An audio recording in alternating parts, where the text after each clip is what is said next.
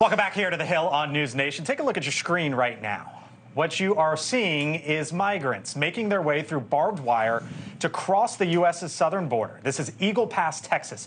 Thousands of migrants are reportedly entering the country day by day. But this crisis no longer an issue for the border states down south. Over 1,900 miles away, for example, the New York Governor Kathy Hochul warned immigrants last night that once they come into the U.S., they should not look to go to her state. We have to let the word out that when you come to New York, we're not going to have more hotel rooms. We don't have capacity. So we have to also message properly that we're at our limit. If you're going to leave your country, go somewhere else. Go somewhere else. Oh. That is a total reversal from this. 2016, Democrats in New York City touting, quote, New York, a sanctuary city with a plan. Two NYC council members writing at the time, quote, our resolution codifies past commitments to sanctuary while signaling to everyone that we will invest the time, energy, and resources required to make good on our promises. Joining us now is the Republican congressman from New York, Anthony D'Esposito. He is also a member of the Homeland Security Committee. Congressman, thank you for joining us once again. You know, we spoke here, I think somewhere like, I don't know, 10 days ago, a couple weeks ago about this. And at the time, the headline was from the Democratic mayor of New York, Eric Adams, basically saying this overflow of immigrants could destroy, as he put it, New York City. You're a Republican. I asked you at the time, do you agree with the mayor? And you told me basically, yes, you did. Now that you hear the comments from the Democratic governor, do you agree with her?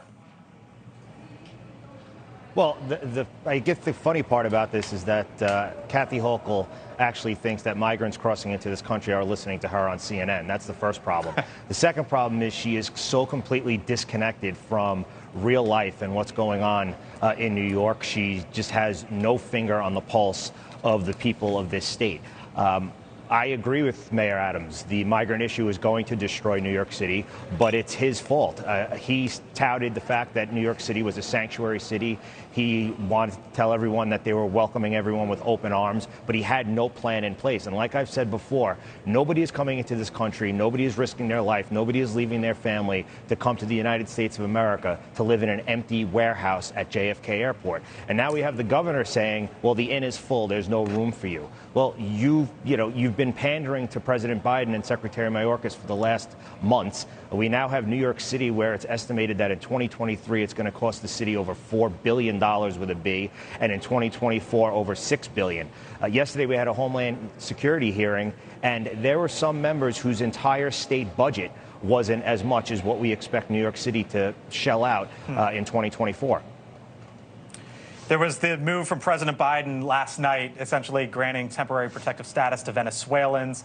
The thinking there, as many Venezuelans are coming into New York, that it would open up opportunities for them to work and maybe not rely on assistance from the government. Do you think that was a good move from the president? Is that going to work? I don't. Just as, his vice president has said that the border is secure and she's our so-called border czar, but has made very few trips to actually visit the border. I think President Biden needs to visit New York City and notice that there are plenty of people laying in our streets, destroying the quality of life that could get a job, but they're not interested either. Thanks for watching. Go to newsnationnow.com to find NewsNation on your television provider. And don't forget to subscribe. Click the red button to get more of NewsNation's fact-driven, unbiased coverage.